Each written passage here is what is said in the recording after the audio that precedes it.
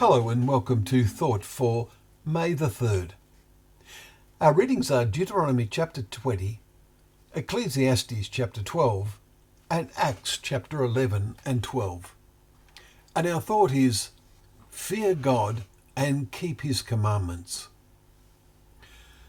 These are the final words in Solomon's book of Ecclesiastes. In verse 12 he writes, "Fear God and keep his commandments, for this is the whole duty of mankind." At the start of this book we read, "These are the words of the preacher, son of David, king in Jerusalem."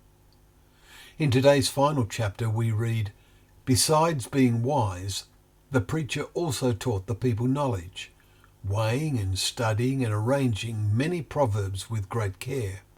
Verse 9. We quoted a few days ago in verse 11, "The words of the wise are like goads, like nails firmly fixed." Verse 11. And it reminds us of what Jesus said to Paul on the Damascus road. "It is hard for you to kick against the goads." Acts 26 verse 14.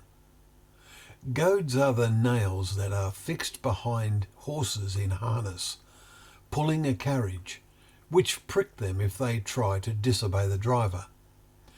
Paul's conscience was pricking him as he put loving and God-fearing men and women in prison and stood approving the stoning of Stephen.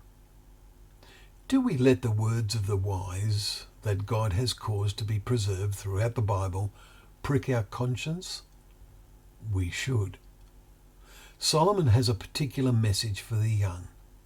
"Rejoice, O young, let your heart cheer you in the days of your youth. Walk in the ways of your heart, but know that for all these things God will bring you into judgment. Remember also the Creator in the days of your youth, before the evil days come." Chapter 11 verse 9 and 12 verse 1. He is writing in the despondency of old age. Death is at the door. He had found enjoyment in all his toil.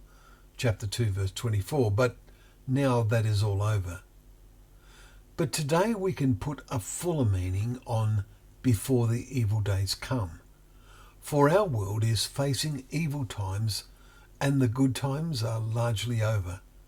They are afraid also of what is high, and terrors are in the way. Verse 5. We must take his final words to heart. Fear God and keep his commandments, for God will bring every deed into judgment, whether good or evil. May our deeds be good. May we have a true relationship with God each day, a relationship that grows the more we read his word. And I want to thank you for joining us for reading that precious word today. As we open the pages of God's word, we know that it is a lamp to our feet and a light to our path.